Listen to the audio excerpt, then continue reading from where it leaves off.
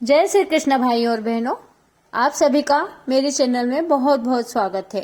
आज इस वीडियो में मैं आपको कार्तिक मास में जो महत्वपूर्ण कहानियां सुनी जाती है वो 5 कहानियां सुना रही हूँ। जिन 5 कहानियों को आपको प्रतिदिन सुनना है, जो लोग कार्तिक स्नान कर रहे हैं उनके लिए इन 5 कहानियों को सुनना बहुत महत्वपूर्ण है। सबसे पहली कहानी मैं सुना रही हूँ आपको तुलसी माता की।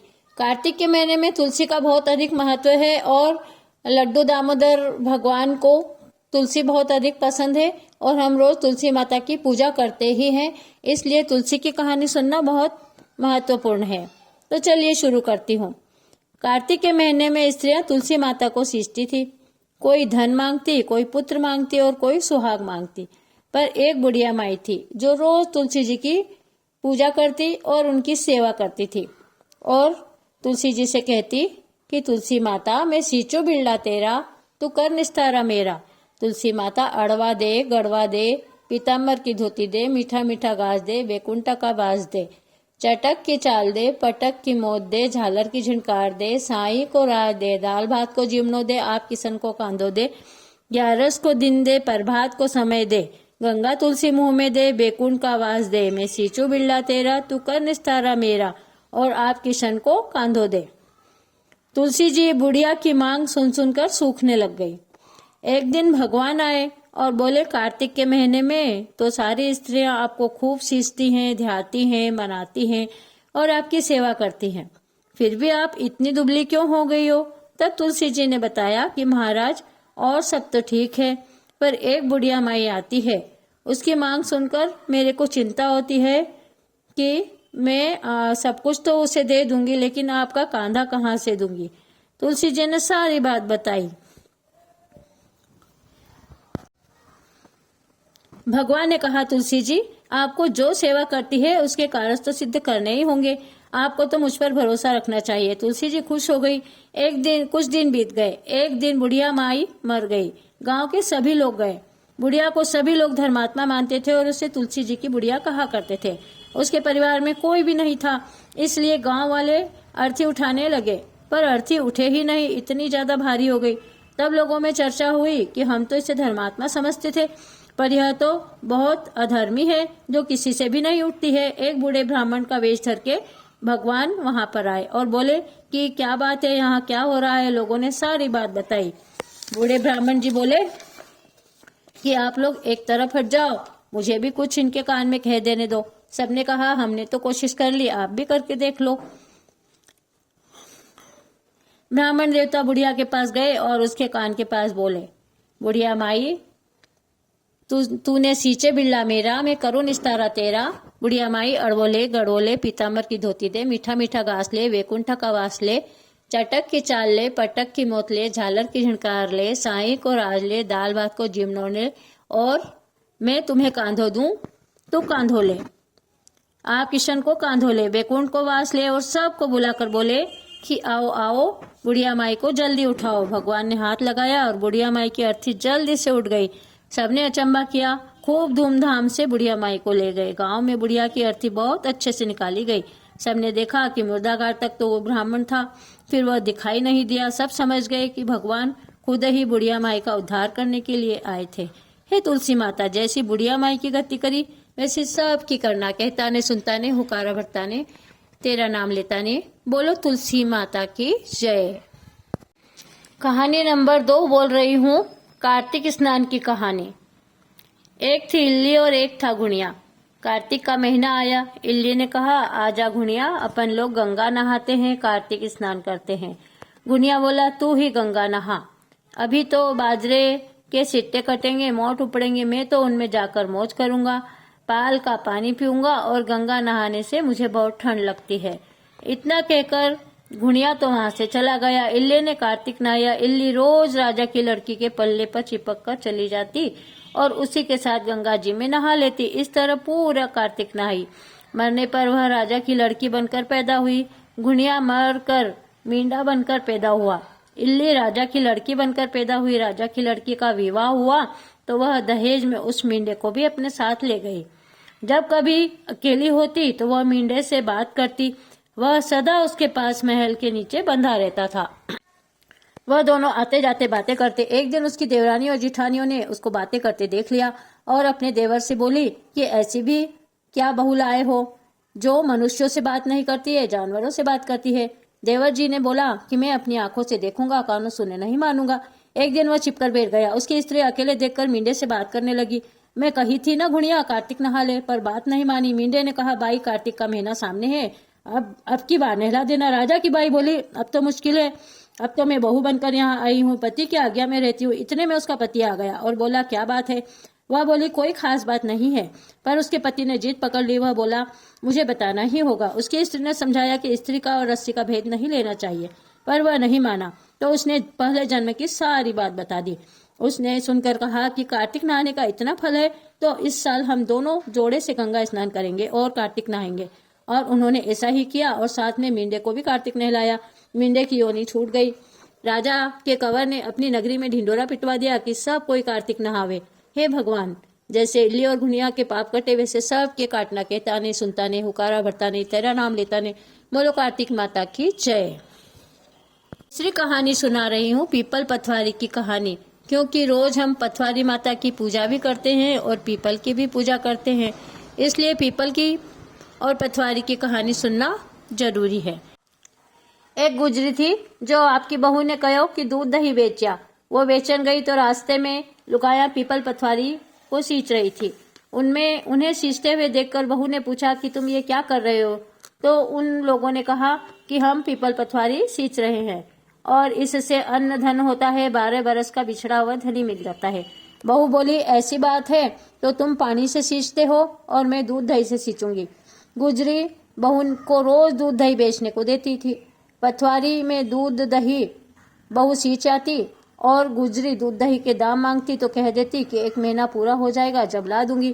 कार्तिक का महीना पूरा हो गया, पूनम का दिन आया। बहू पीपल पथवारी के पास बैठकर रोने लगी। पथवारी ने पूछा कि तुम मेरे यहाँ बैठकर क्यों रो रही हो। बहू बोली कि सास मुझसे दूध दही का दाम मांगती है। पीपल पथवारी बोली कि मेरे पास क्या रखा है, ये भाटे डिंडे पान पतूरे रखे हैं, इन्हें ले जा। बहू ने वही ले जाकर ओबरी में रख दिए और डर के मारे ओढ़कर सो गई। गुजरी बोली कि बहू दाम लाई है क्या। बहू बोली कि हाँ, ओबरी में रखा है। जब गुजरी ने ओबरी खोलकर देखी तो वहां पर हीरे मोती जगमगा रहे थे, धन के ढेर लग रहे थे।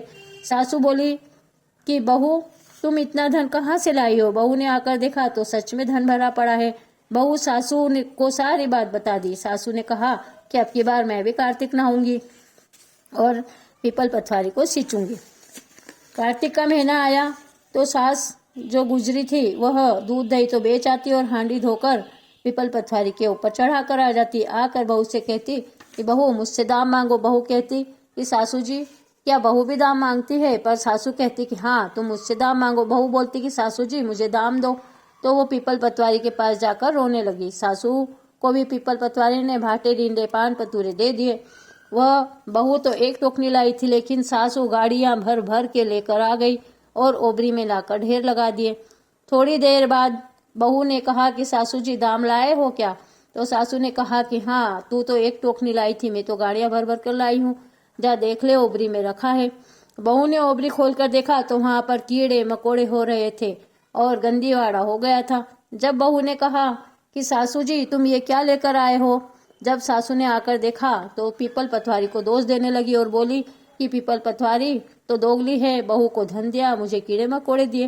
तब सब कोई लोग बोले कि बहू तो अपने सद की भूखी और सींच रही थी, लेकिन तुम धन की भूखी थी और इसलिए तुमने पीपल पथवारी सींचा था।